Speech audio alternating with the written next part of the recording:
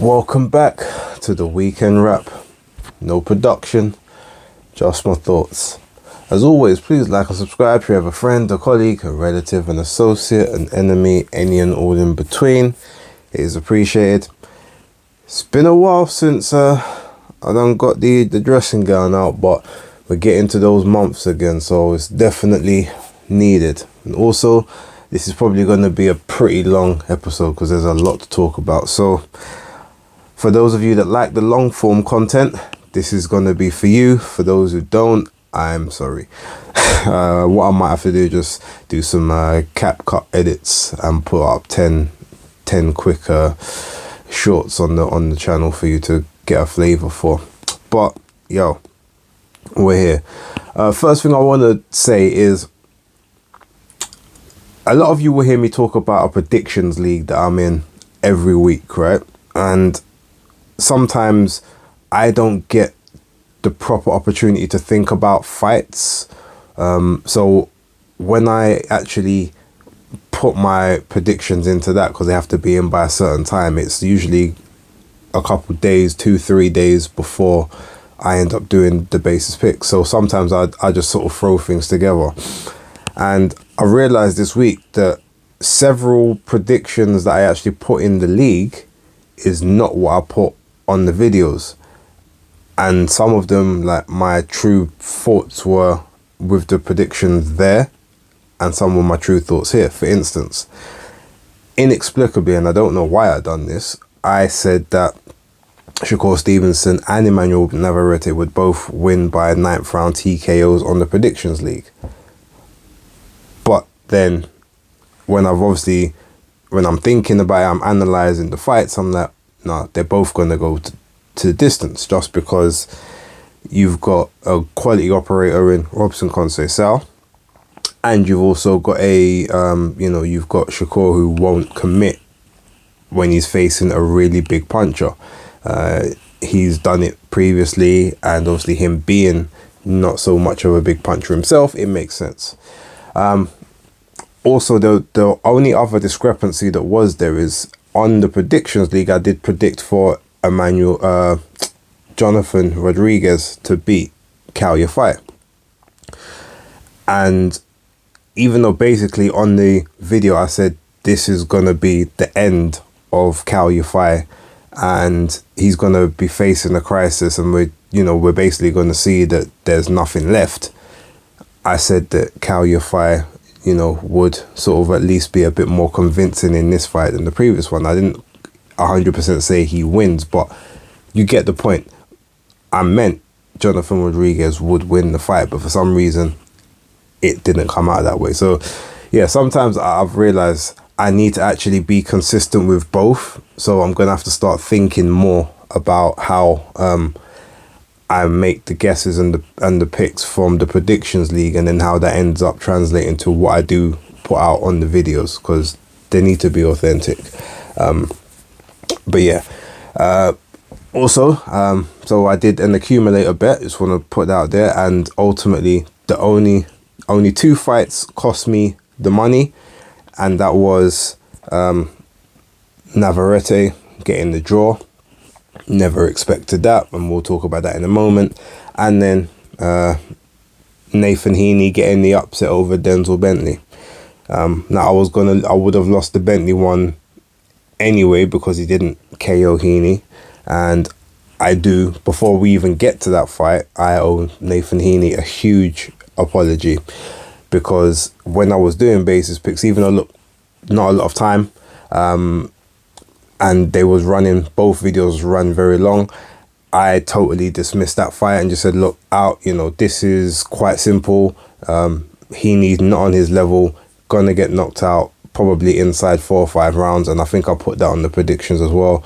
Like, I totally dismissed it and dismissed what he did well and the things that maybe Denzel struggles with.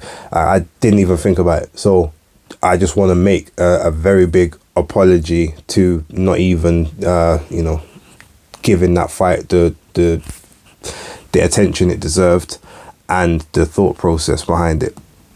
But yeah, okay, so let's go through what basically happened, and we'll start from Thursday. So yeah, we had Navarrete and Robson Conceição. Now, I do need to make a correction, apology. And in that video, the very first part one of Basis Picks, I said that Robson Conceição lost his professional debut and then had a big win streak since then. That was actually a mistake. I was thinking of Robesi Ramirez. Sometimes I get the two of them confused and I don't know why, but yeah, it was Robesi Ramirez who lost his professional debut, not Robson Conceição. So just putting out there. Now, I haven't seen the full fight, but I've seen the highlights, and those scorecards was a majority decision draw, which was it ended up being 114, 112. So that was 6 rounds apiece. So basically would have been a draw without the 2 knockdowns to Robson Conceição. And then the other ones was 113, 113 apiece, because they basically had it 7 rounds to 5 for Robson Conceição, but the 2 knockdowns took the 2 points off. I'm gonna watch the full fight later on, but from what I saw in the highlights, it looked like a pretty fun, entertaining fight. So I'll definitely be checking that one out. Now, I did watch the Shakur and Edwin De Los Santos fight. However, when I saw it, I fell asleep and I woke up in the 2nd round. So I don't know, obviously. So at that point, I didn't bother to score it. I just sort of watched it on flow. And the flow that I had sort of showed me that when I predicted on the Basis Picks that Shakur would sort of win it fairly comfortably, in terms of, like I said, 8-4, 9-3. That was pretty accurate. I mean, the judges gave it 8-4, 2 of them, and the other one gave it 7-5. So I was mostly in line with what they saw or what they believed would happen. And the same thing that I thought would take place did take place. He just doesn't want to open up when it comes to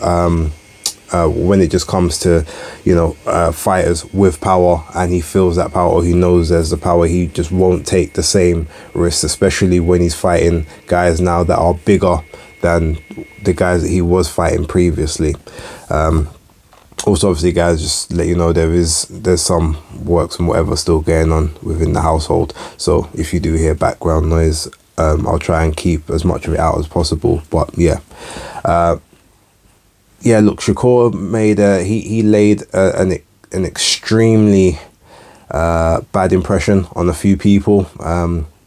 Some of his tweets afterwards didn't necessarily help. He said something along the lines of, if you don't like it, don't watch. I mean, look, ultimately you want people to watch your fights, because if they ain't watching your fights, you're not going to make no money. And especially now that your deal is coming up to renewal and you are looking for free agency status, the last thing you want to be telling people to do is not watch you, because then that means that your market value is going to plummet, especially when it comes to those guarantees. Look, he got the job done. It wasn't inspiring. It wasn't a great performance, and it was, a very ho-hum, boring performance. And ultimately, look, it's okay to be a boring fighter that no one wants to watch if you've got a bargaining chip, which is obviously belts, or if you've got all the belts and people have to come to you. But the problem then becomes everyone's ultimately just waiting for you to lose, and as soon as you lose, you go into oblivion, because no one wants to watch you. No one cares about your no one cares about your career after that. There's a few other fighters whose names should be fairly obvious, whereby them without a belt looks like a very different proposition to them with a belt. And he's going to have to navigate that. And some of that obviously is still him being a younger man with, so he's going to have to mature quite quickly. But, you can't always draw on the, young man and the immature attitude thing, because ultimately, look, he's going to be 27 next year. That's, he's in the older ages of his 20s.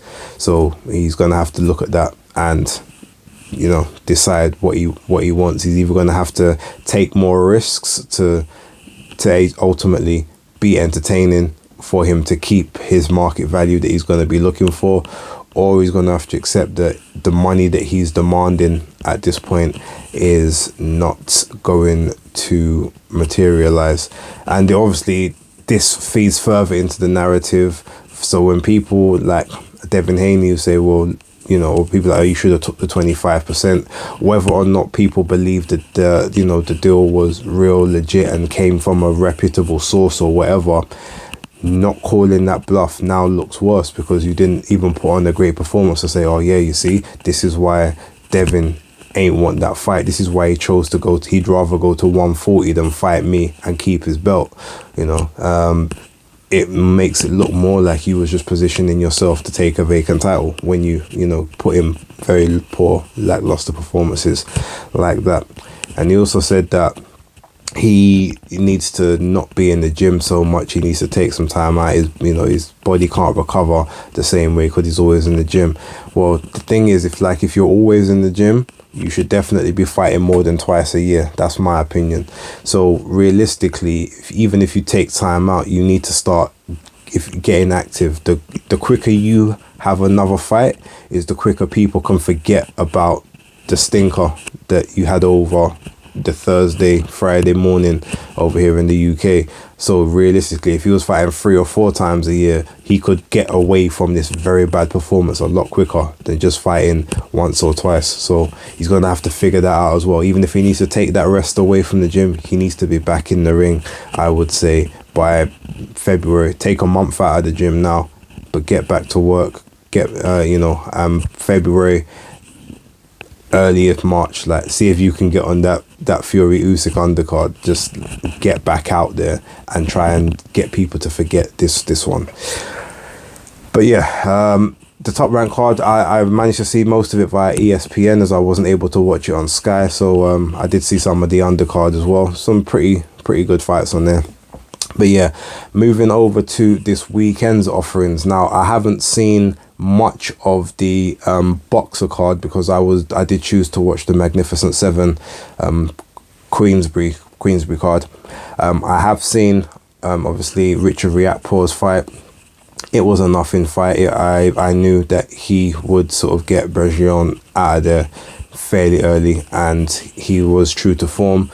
I saw part of the Reese Edwards and Brad Foster fight. From what I saw, it did look very much like Brad Foster won that, but Reese Evans was the unbeaten prospect, so he got the nod. I haven't seen enough of it to really give my thoughts on it, but congrats to Reese and commiserations to Brad. That's all I can really say. I didn't watch all of the Adam Azim fight because I was more interested in watching the Tyler Denny fight. I felt like that was a more interesting fight to watch. I had limited time earlier on today, and I chose to watch that one more because I already knew that Adam Azim would sort of win and KO Petitjean, simply from the fact that because he wasn't a puncher, Adam wouldn't be afraid to sort of let those shots go. I do still believe that he is a KO waiting to happen if he doesn't correct those flaws of him lifting his chin when he throws the looping shots from the right hand side. But Petitjean just wasn't the guy to really test that from the parts of the fight I did see.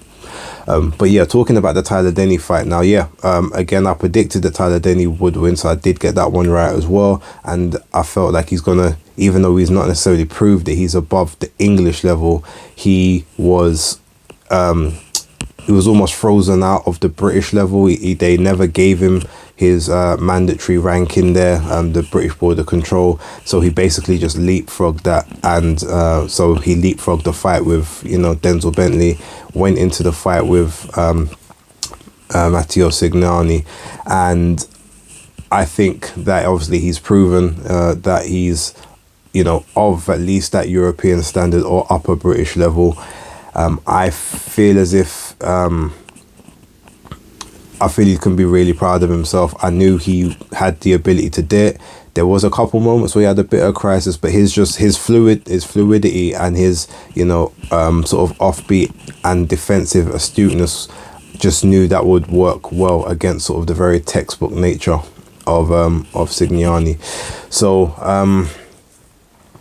with regards to that, I guess now what would probably be a really good fight to see would actually be Troy and Tyler Denny and Nathan Heaney, since obviously he beat Denzel Bentley and have a unification between the British and the European titles. I actually think that would be a good fight, and hopefully you can get Boxer and Queensberry working together to make something like that happen, as I really think that would actually be very competitive. Neither guy are huge punchers, but they're both very sort of very busy, very active. So I feel that would be a really fun fight to watch, and hopefully we can see something like that. Moving over to obviously Magnificent Seven now. I watched it from the Emma Cozen and Hannah Rankin fight. I did predict that Emma Cozen would win, funnily enough, but on the night when I was scoring the fight, trying to look at obviously Hannah maybe being the home fighter as well and being a slight bit busier in certain aspects, especially towards the end of a couple of rounds, I actually scored it to Hannah 96-94. Now there was 2 rounds that I was really I wanted to give to Cozen, but I kind of just swung them Hannah's way just because of a bit of activity in the sort of right at the end of the round. I think one of them was round one was round 8, definitely.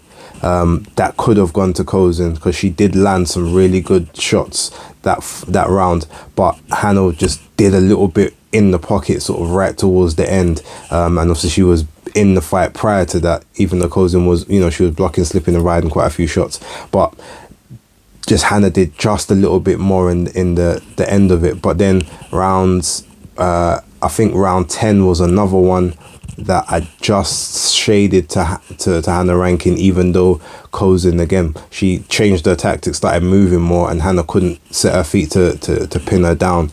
And wait, did I give, I think I might have given the 10th to, I had it 5-3, after 8. I had it 5-4 after 9, and I think I gave the 10th round to Hannah, but I could have given that to Emma. There was also, I think the 4th round was a potential, the 6th round was a potential Cozen round as well, but I think I gave that one to Hannah. Again, there was a lot of very, very close rounds, but I had a feeling that the power of Cozen would tell more than Rankin would sort of show, and unfortunately she didn't. Cozen got the decision, so my prediction actually stuck, even though on the night I felt that Hannah did enough, but I saw it as it could have gone either way. But it's weird, it's very weird that you get a fight where the away fighter almost gets the hometown decision, and I mean that in terms of the scorecards, because one of the judges scored it 92-98 to Cozen. There's no way that you can only give Hannah Rankin 2 rounds in the fight. Like, absolute worst, she did win 4 rounds. Like, her and Emma both won, I would say, 3/4 rounds comfortably each, with a couple with several swing rounds in between. So at the very worst, the scorecard you could get was 97-93, and I actually said any scorecards above 97-93 for Rankin meant that the some hometown cooking and the fix was in from early. So then when Emma Cozen got that card, I was like, oh, wait a minute. Unless you got the judge doing a madness just to make it look better when the hometown fighter does win, there was no way that you could justify sort of 8 rounds to 2 for Cozen. But 6-4 either way was perfectly fine. Even sort of a 95-95, I could have seen that as well. But whoever won, a round either way, I had no issue with. But Cozen got it. My prediction stuck. We move on. I watched some of the other fights, but I wasn't really watching them properly, so I can't even remember the names of some of the fighters, for instance, so I've got to apologize for that.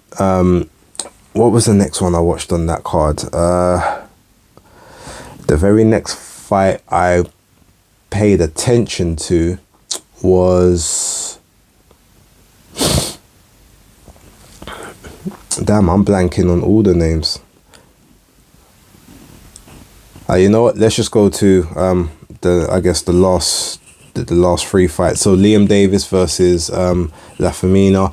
I predicted that Davis would get a knockout, and he did, which is, it's weird because Liam Davis has got this very I don't know, his style's very weird in how he shapes up, even how he throws his punches, but it's very effective. So, you know, not all textbook fighters are like the best to watch. Sometimes these unorthodox guys are, you know, sort of really, really interesting. But yeah, just the way how Liam Davis, I wouldn't say he's developed power as much so recently, but I feel like his punches, just the way he throws them and the fluidity and the extension that he gets on the majority of them, means that he gets the maximum amount of power and trajectory from his shots, just, you know, before they hit the target. And yeah, I did predict that I felt he would get another stoppage here. I can't remember what round I said, but I think he ended up getting it a bit quicker than I thought. But congrats to him. Then we got to Nick Ball and Isaac Dogboe. Now, this one, I got this one wrong. I'd never put this in my accumulator because I just wasn't sure. It was too difficult to sort of decide. But when I was thinking about it, I initially thought that Dogboe would kind of get a split decision, just being, I felt like his experience would kind of show up more, especially in sort of the first half, and be able to sort of navigate the fight. And ultimately the fight did go the distance, and I really do like Nick Ball, so it's not like I wanted him to lose as such. I just felt he would get more consideration. Now, the one thing that I've got a real big issue with in this, Victor Loughlin not scoring the knockdown for Dogboe in the third round. Now look, by the way, I only saw about the first 7 rounds of this. Then I actually had to go out and help someone do something. And when I came back, I was in round 4 of Bentley and Heaney. So we'll talk about that in a moment. But from what I was seeing in the first half of the fight, obviously, Nick was a lot more aggressive. Dogboe was sort of tucking up, trying to, you know, was blocking a lot of shots on the gloves. Ball would get a few shots through. But when we get to that third round now, Nick Ball basically throws himself off balance, I think he was trying to sweep a left hook to Dogboe. Dogboe moves out of the way and he spins him and sort of grazes him with a shot. It wasn't the biggest of shots, but you can see that the shot, you know, the glove ultimately connects, and he manages, and Nick Ball falls into the ropes. Like, if the ropes weren't there, both gloves would have touched down. It definitely, to me, was a knockdown. Like, it wasn't the cleanest of knockdowns, but it was a knockdown. But Victor Loughlin chose to rule it as a slip, and I said that to me was crazy, because something connected. There were shots that were landing from both at that point. So how do you not score that? Then in the very next round, he scores a knockdown against Dogboe for Nick Ball, when Nick Ball threw a shot which hit Dogboe on the gloves. So it didn't score, it didn't land on him, it hit his gloves, and Nick Ball ends up running into Dogboe, and his weight basically knocks Dogboe off balance and he falls over, and the ref still scores it a knockdown. And at that point I said, okay, the fix is in. That's how it felt, because there's no way that Dogboe should have been counted there, and I felt really bad for him. However, after that, it almost feels like his either his confidence or his resolve or his resistance just started to kind of wear down. Maybe he felt there's no way that he was going to sort of get back into it. Now, he was throwing some big shots. He was taking some big shots as well, up until where I left it. I haven't watched the end of the fight, but ultimately Nick Ball wins a unanimous decision. I do know that. So congratulations to Nick Ball. He goes on now to fight for world titles. I think he gets to fight Ray Vargas, because Ray Vargas is still the 126-pound champion, unless he vacates that. And if not, then it's Brandon Figueroa, I believe, is the interim WBC champ. So if Ray Vargas does vacate or goes to champion in recess or champion emeritus, then it will be Nick Ball versus Brandon Figueroa for the title, and that will be a very action-packed, fun fight to watch. And if that happens, yes, I will do what I can do to be in attendance. Now, moving on to the main event, I didn't see the first 4 rounds, so all I can attain from what was said to me is that ultimately you had Nathan Heaney was kind of frustrating, sort of pot shotting from the outside a lot. Denzel Bentley was maybe not either using his jab enough to get into range. From when I was watching the fight, it didn't look like he was doing enough to close the distance, to put the pressure on Nathan Heaney, you know, make him have to use his legs even more. And he wasn't stabbing downstairs to the body enough. He kept head hunting, which, okay, cool, you want the highlight reel knockout, but I feel if Denzel went to the body a lot more, if he, you know, trapped Nathan Heaney, dug to the body, started to take those legs away, get those legs tired, those headshots would have, you know, they would have found themselves. And there was a few times later on in the fight where he was throwing to the body, and you could see Heaney start to slow down a bit, or not really react super well to it, try to put on a poker face, but you could see those shots were having effect. But Heaney just his activity, and you know, even though I know Denzel said that, you know, a lot of the stuff that he was throwing, he was catching on the gloves, it wasn't really landing. If you look at my face, he didn't actually do me any damage compared to his face. I get that, but a lot of the time we can't just go on damage to face, because some people just don't have the same punch power as others, and that's just that. Overall, from everything I did see, he did outwork Denzel in the majority of the rounds. There was a round, I think it was round 9, and in round 9 I remember Denzel caught him with, I think it was a straight right as Heaney was trying to throw. He was trying to throw his own counter shot, and it wobbled him badly. But Denzel never. If he had of jumped on him at that precise moment, I think he would have at least got a knockdown there and potentially rattled Heaney. And even if he didn't sort of get him out afterwards, it would have been, you know, he probably could have turned the tide for the last few rounds, but I just don't think he noticed or saw the sign that Heaney was hurt quick enough. And by the time he did, Heaney was able to sort of recover enough to just grab hold on and stop the momentum. But ultimately, again, as I say, from what I saw of the fight, Nathan Heaney definitely won. I know Denzel says he'd done more damage, but Nathan just was more active, busier, and yeah, the fact that obviously it probably hurts a bit more for Denzel, because, you know, Heaney was in there showboating and, you know, drawing lines in the sand, hey, come get me kind of thing, and you wasn't able to stop that. Maybe he overtrained, maybe it was a bit too late in the night, you know, maybe he lost concentration, maybe the energy, the food that he you know, didn't sort of sustain him for that time when it finished. I don't know. I'm not here to make excuses for him, but what I do know is Frank really does need to get these cards in order. Magnificent Seven's great, but you can't be starting it at 6 o'clock, especially when you've got a lot of fighters that don't, you know, so maybe don't get KOs. Because look, if you've got 7 fights and all 7 are like 10 or 12 rounders and they're all going the distance, that's a long night. The main event should not be starting, you know, at quarter to 12 or like 10 to 12 at night, finishing at like 12:30, 12:35. Yeah, imagine if people needed to, you know, had to get trains to get home and stuff, and trains normally close by like 12:30. It's, yeah, that's you definitely got to sort that one out.